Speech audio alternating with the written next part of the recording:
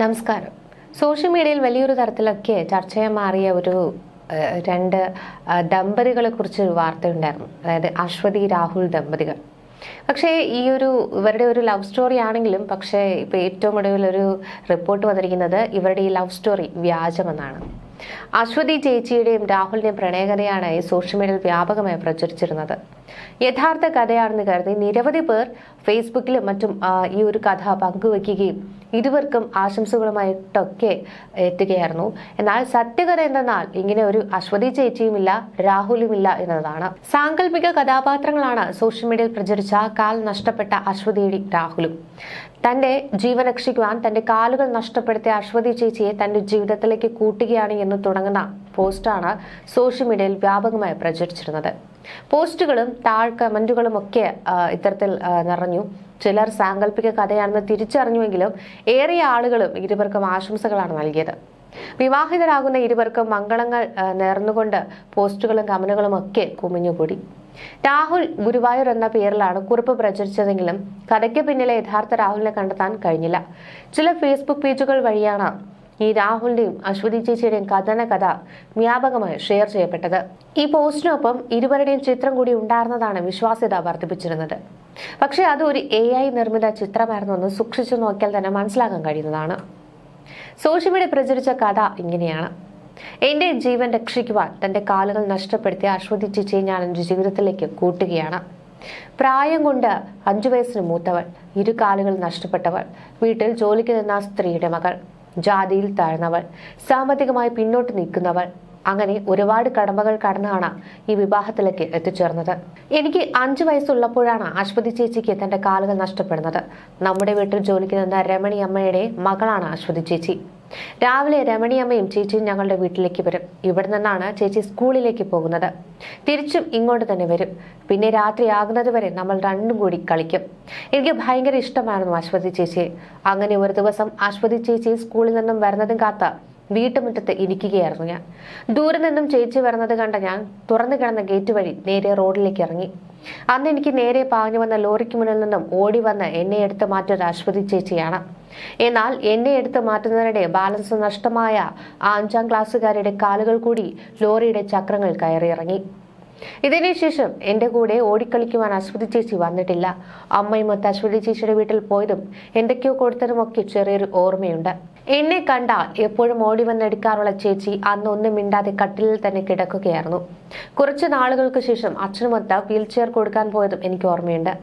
പിന്നെ കുറെ നാളത്തേക്ക് ഞാൻ ചേച്ചിയെ കണ്ടിട്ടില്ല. അങ്ങനെ ഞാൻ പതിയെ ചേച്ചിയെ മറന്നു. പിന്നീട് ഞാൻ വീണ്ടും ചേച്ചിയെ കാണുന്നത് ചേച്ചി +2 ജയിച്ച് കോളേജിൽ ചേരാൻ നിൽക്കുന്ന സമയത്താണ്. അന്ന് അച്ഛനൊരു ഇലക്ട്രിക് വീൽ ചെയർ ചേച്ചിക്ക് സമ്മാനമായി നൽകി. അന്ന് വികാരാധീനയായി അമ്മ ചേച്ചിയെ ചേർത്ത് പിടിച്ച് എന്നെ രക്ഷിച്ച കഥ പറയുമ്പോഴാണ് എനിക്ക് ആ സംഭവത്തിന്റെ വ്യാപ്തി മനസ്സിലാകുന്നത്. ഞാൻ അതൊക്കെ പണ്ടേ മറന്നുപോയിരുന്നു. പിന്നീട് ചേച്ചിയുടെ അടുക്കൽ ഞാൻ ട്യൂഷനും പോയതോടെ ചേച്ചിയുമായി വീണ്ടും അടുത്തു. ബാംഗ്ലൂരിൽ ജോലിക്കൊക്കെ അങ്ങോട്ട് മാറിയപ്പോഴും ചേച്ചിയുമായി ഞാൻ കോണ്ടാക്ട് വെച്ചിരുന്നു. നാട്ടിൽ വരുമ്പോഴൊക്കെ ചേച്ചിയെ ഞാൻ കാണാൻ പോകുന്നത് പതിവായി. എന്തോ ഒരു വൈകാരികമായ ബന്ധം ചേച്ചിയുമായി എനിക്കുണ്ടായിരുന്നു. അങ്ങനെ ഒരിക്കൽ ഞാൻ ലീവിന് നാട്ടിലെത്തിയ ഒരു ദിവസം രമണീയമായി ഏറെ വിഷമിച്ചിരുന്നു. അമ്മയോട് സംസാരിക്കുന്നത് ഞാൻ കേട്ടു. ചേച്ചിക്ക് ഉറപ്പിച്ചു വെച്ചിരുന്ന കല്യാണാലോചന മുടങ്ങിയത്രേ. ചേച്ചിക്ക് ഒരുപാട് കല്യാണാലോചനകൾ മാറിപ്പോയ ശേഷമാണ് ഒരെണ്ണം ശരിയാകുന്നത്. ലെറ്റർ വരെ അടിച്ച് പലരെയും വിളിച്ച ശേഷമാണ് ഇത് മുടങ്ങുന്നത്. ചേച്ചിക്ക് അമ്മയാകാൻ കഴിയില്ല എന്ന് ആരോ അവരോട് പറഞ്ഞു അത്രേ. ആ വാചകം ചേച്ചിയെ വല്ലാണ്ട് തളർത്തി കളഞ്ഞു. എനിക്ക് അപ്പോൾ ചേച്ചിയെ കാണണമെന്ന് തോന്നി. ഞാൻ ഉടൻ തന്നെ ചേച്ചിയുടെ വീട്ടിലേക്ക് പോയി. വീട്ടിലെത്തിയപ്പോൾ അവിടെ ആരും ഉണ്ടായിരുന്നില്ല. ഫോൺ വിളിച്ചപ്പോൾ അമ്പലത്തിലാണെന്ന് പറഞ്ഞതുകൊണ്ട് ഞാൻ നേരെ അങ്ങോട്ടേക്ക് പോയി. എന്നെ കണ്ട് പുഞ്ചിരിച്ച ആ മുഖത്തെ കലങ്ങിയ കണ്ണുകളിൽ നിന്നും എനിക്ക് ചേച്ചിയുടെ ഉള്ളിലെ സങ്കടം മനസ്സിലാക്കാൻ കഴിഞ്ഞു. അമ്പലത്തിന് മുന്നിലെ ആലിന്റെ ചുവട്ടിലിരുന്ന നമ്മൾ കുറെ നേരം സംസാരിച്ചു. എന്റെ ബാംഗ്ലൂരിലെ ജോലിക്കാര്യങ്ങൾ ഉൾപ്പെടെ പല കാര്യങ്ങളും നമ്മൾ സംസാരിച്ചുവെങ്കിലും കല്യാണം മുടങ്ങിയ കാര്യം മാത്രം ചേച്ചി മിണ്ടിയില്ല. ഒടുവിൽ ഞാൻ അങ്ങോട്ട് ചേച്ചിയോട് ചോദിച്ചു, എനിക്ക് വിഷമമാകുമെന്ന് കരുതിയാണോ കല്യാണം മുടങ്ങിയ കാര്യം ചേച്ചി എന്നോട് പറയാത്തതെന്ന് ചോദിച്ചു. അതിന് ചേച്ചി പറഞ്ഞ മറുപടി എന്നെ കണ്ടപ്പോൾ ചേച്ചി അക്കാര്യമൊക്കെ മറന്നുപോയി എന്നായിരുന്നു. ഞാൻ ചേച്ചിയെ കല്യാണം കഴിച്ചോട്ടെ. പെട്ടെന്ന് എന്റെ നാവിൽ നിന്ന് അങ്ങനെ ഒരു ചോദ്യം വന്നതും അമ്പലത്തിൽ മണി മുഴങ്ങിയതും ഒരുമിച്ചായിരുന്നു. തമാശയെ കണ്ട് ആദ്യം പറഞ്ഞു ചിരിച്ചു കളഞ്ഞെങ്കിലും പിന്നീട് എന്റെ സംഭാഷണത്തിൽ നിന്നും അതൊരു തമാശ ആയിരുന്നില്ലെന്ന് ചേച്ചിക്ക് മനസ്സിലായി. അതൊന്നും ശരിയാകുന്നില്ലടാ, നീ അത് വിട് എന്ന് പറഞ്ഞുകൊണ്ട് പോകാനൊരുങ്ങി ചേച്ചിയെ പിടിച്ചു നിർത്തി നല്ലോണം ആലോചിച്ചിട്ട് എനിക്കൊരു മറുപടി തരണമെന്ന് പറഞ്ഞു വിട്ടു. ചേച്ചി പലതവണ പല കാര്യങ്ങൾ പറഞ്ഞു എന്നെ പിന്തിരിപ്പിക്കുവാൻ ശ്രമിച്ചുവെങ്കിലും എന്റെ തീരുമാനം ഉറച്ചതായിരുന്നു.